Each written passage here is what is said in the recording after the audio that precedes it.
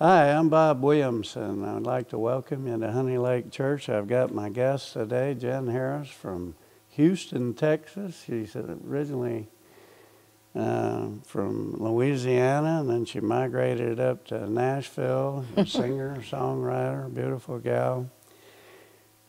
One of the best testimonies, or the best testimony I think I've ever heard in my life. So she just treated our church to a great message, and welcome, Jenn. Thank you, Bob. It's good to see you again. Same here. One of the things that you didn't get to that you've shared with me privately is, and you've got such a riveting testimony. I mean, you're kind of like a modern day Job, all the stuff that's happened to you.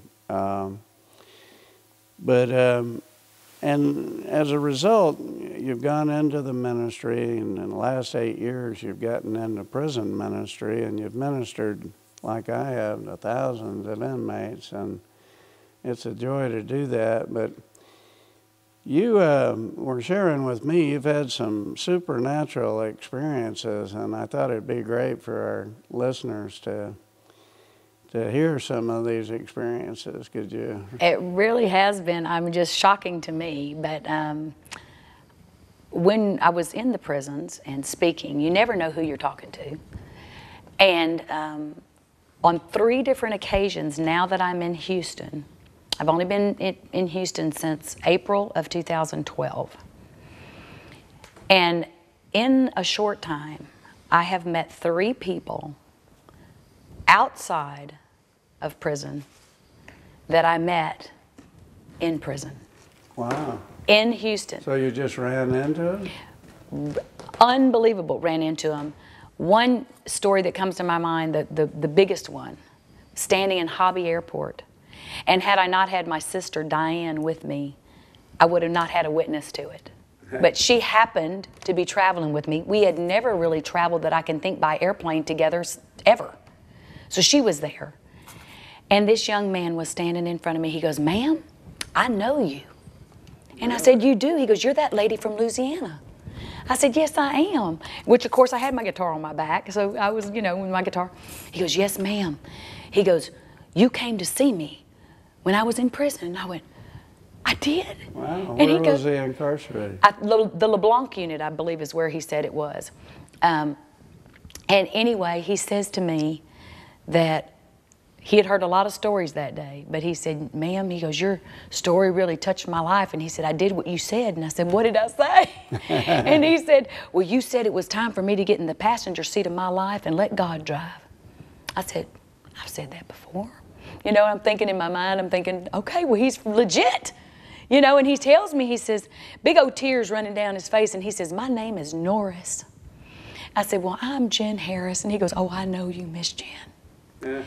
And he said, and the weirdest thing, let me tell you, this is the coolest thing. The way I was seeing him was he was getting to go home. And he had only served, I think, a portion of his sentence, and was released early for whatever reason, I don't know. I think they said there was overcrowding and something. And he goes, and it was right after y'all had come to visit me, and they were watching everybody, and they were just going to let a few out. And I thought they'd made a mistake. And he said, they let me go home. And he says, "I'm going home." Oh, wow. And I'm like, what? It's nice to be able to see the results of your work. But Turn his heart over to the Lord. And it has to be God. That was God encouraging you. Yes. I mean, just shocked. Another girl, I met her singing. I was singing at a little restaurant in Houston, and didn't like the venue really that much. It was hot. I was on a patio singing, and it was all to meet Tina. And I met her in Huntsville prison. She looked at me up there on the stage. She came in after I'd started singing, and she looked she says, "Is your name Jenn?" And I said, "Yes." And she goes, "Oh my gosh." She goes, "You came to see me when I was in Huntsville prison." And I went, "I did." Yeah, it was so great. I mean, just unbelievable things. And she said she was out now, and they were celebrating. She had opened up her own landscaping company. Wow. And when she got out of prison, they gave her $50. She got out, and she opened her landscaping company, and she was doing great.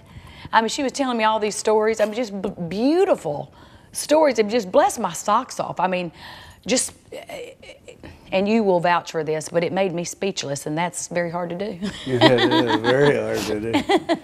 Well, one other thing I wanted to touch on for sure, you had a very difficult childhood with your father particularly. He was abusive, and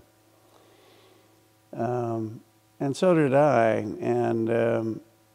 But one of the things that you were talking about today that I really related to is how parents should bless their children. Not just parents, but particularly the father, because that's so important. Do you want to elaborate on that a little bit? Yes, I do. I would like to. Thank you for bringing that up. I think sometimes we get into the truth about the situation, and it is the truth. You have a wayward child.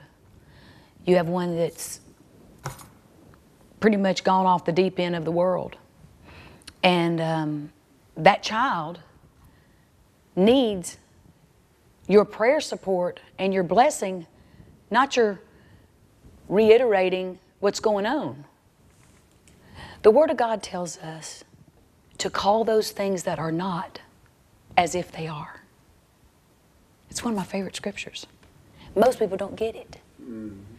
So if things are not the way they should be in your child's life, call them the way they should be. That they're blessed coming in and they're blessed going out. And they're the head and they're not the tail. And God's got an amazing plan for their life and for their future, for hope. You know, and we start speaking that over our kids instead of saying, oh yeah, they're not here again this year for Christmas. You know, they're doing that same thing. They've been doing drugs all their life. You know what the answer should be? I wish I would have had time to say this. When people start asking, how's that one? You know, the one you're talking about, that child or whatever. Or the parent. Maybe it's the parent. And when they say that, say, God's working it out. There's your answer. God's working it out. I'm believing for good things. How about that? Well, yeah, and I do think many fathers don't know how important they are to their children. And not just the ones that are wayward or whatever. Kids that are not wayward but could go that way, their father has a great deal of influence. If you're driven by your work or your prestige or your money or your golf game, and you don't spend time with your child and listen to what's going on in their life, I know that's what happened to me. I was a star athlete. My father never went to a single game, didn't ever go to a practice. I remember I pitched baseball in a state championship, and I sat next to the coach. Everybody else's father was there. And it was a very imprintable event, you know. And I mean it, you know, and I know what the statistics are because you go to prison ministry like I do. But about, I think, 70–80% of those inmates in there never had a father. Right. And the ones that are in there who have kids, 70% of them are going to end up. I've been on the yard where you had the grandson, the son, and the grandfather all on the same yard. It's a tragic thing. But the father really has a lot. And God bless you for what you've done. I told you, and I was sincere about it, I told you sometime since you've been here, that I greatly admire you for being able to live through, I mean, you know, all that abusive childhood and then being raped and cut all up and left for dead, and then all these people running around on you, husbands, and doing all the things they've done. And yet, you didn't turn to alcohol, you didn't turn to drug, you didn't turn to lasting bitterness, you turn to Jesus Christ. And Well, I was mad for a while. I can tell you, I was know. angry. That's why I said lasting. Yeah, it was. I mean, it's hard not to. My brother's little boy died at 5 years old of a brain tumor, and I know exactly how you feel. I mean, why do bad things happen to good people? Mm-hmm.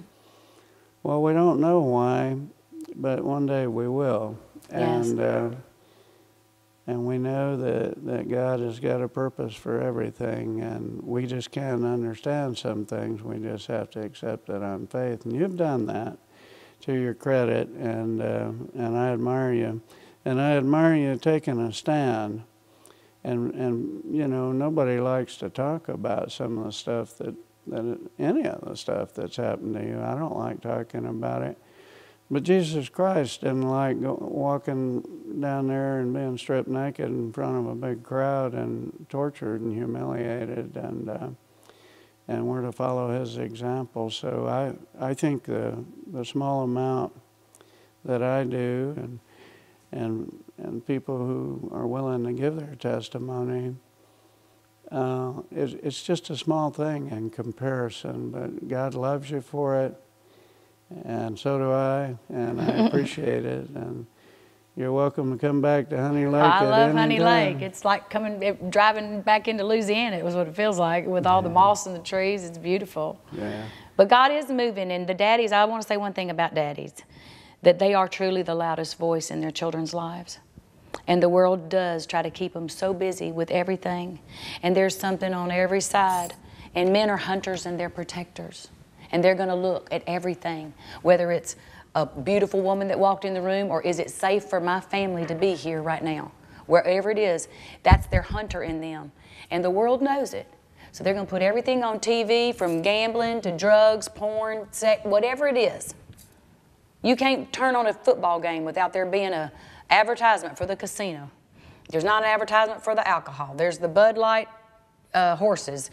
There's the almost half-naked girls dancing on the field. It's all there.